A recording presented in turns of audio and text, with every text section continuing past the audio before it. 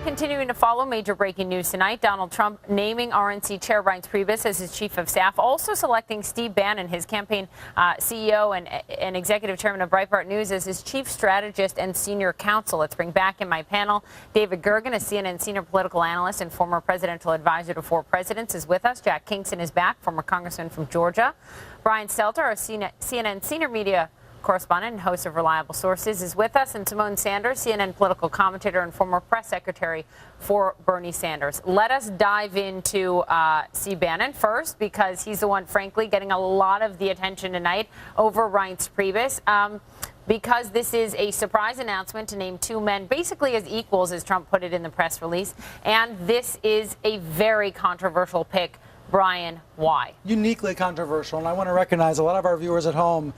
This is frightening to them, and I think we should acknowledge that. This may feel to a lot of our viewers at home like a national emergency. Why? Because Steve Bannon has been described as someone who has been described as a white supremacist, as someone who's an anti-Semite. Now, he would completely reject that, but these are not random people on Twitter saying it. These are people like Ana Navarro saying these sorts of things. There was a 2007 case between Bannon and his ex-wife, where his ex-wife alleged in court documents that Bannon said he did not like Jews. Now, he denied that, completely denied that. And there are friends of his who say they've known him for years and have never heard a racist word or action from his mouth. All that said, Bannon is uniquely controversial. John Weaver, Kasich strategist, saying on Twitter this evening, the racist, fascist, extreme right is now represented footsteps from the Oval Office. Congressman Kingston, why do you disagree with those descriptions of Steve Bannon? When somebody quotes an ex-spouse, I hardly think it's worth responding to. Ex-spouses never say, or very rarely say, complimentary things. I've worked with Steve Bannon. So even if you were to put that aside, respond to Weaver, Kasich strategist. Ana Navarro is calling him a white supremacist Neanderthal. You know, and she's a conservative. Anna's a friend of mine, but she's also somebody who did not support Donald Trump. And, you know, I understand why people want to continue this campaign, but I can say this, as somebody who has been involved with this campaign and worked somewhat with Steve Bannon, I found him to be an honorable guy, a hard-working guy. I understand why the left fears him. I understand why they want to label him and continue to stir the pot. They're very disappointed in the results of the campaign. I mean, Brian just pointed out John Weaver, a strategist for Kasich and Ana Navarro. Those are two conservatives. A strategist for Kasich is hardly an objective party. I mean, Kasich, you know, voted for John McCain. He's a never-Trumper. I know John Kasich. I like John Kasich, but he's a never-Trumper. I can say this, as somebody who worked with Steve Bannon, I did not see any of these horrible charges that keep coming up. And remember, this is what we heard in early August when he got on board. Oh, the campaign is going to turn into a racist outfit and a horrible organization. But the rhetoric, which the left loves to refer to, all happened pre-Steve Bannon. And David he worked Gergen, extremely well I'm running out of time. Kellyanne. David Gergen, would you agree? What do you say to the congressman on that point? He says, look, the worst stuff was pre-Bannon. He's got some good points, and I think he's trying to represent a position honestly.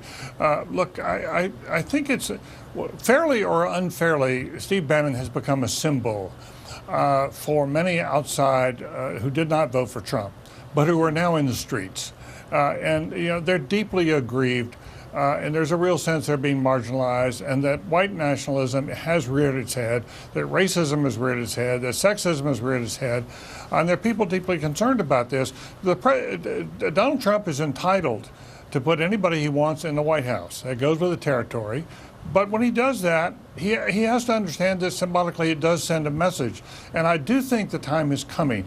In fact, I think it's here, when Mr. Trump needs to address the country to assure people that he is going to respect the rights of all Americans, that he is not going to diminish their rights, that he is not going after gays and transgender, and he's not going to put women. I think he needs to appoint some women.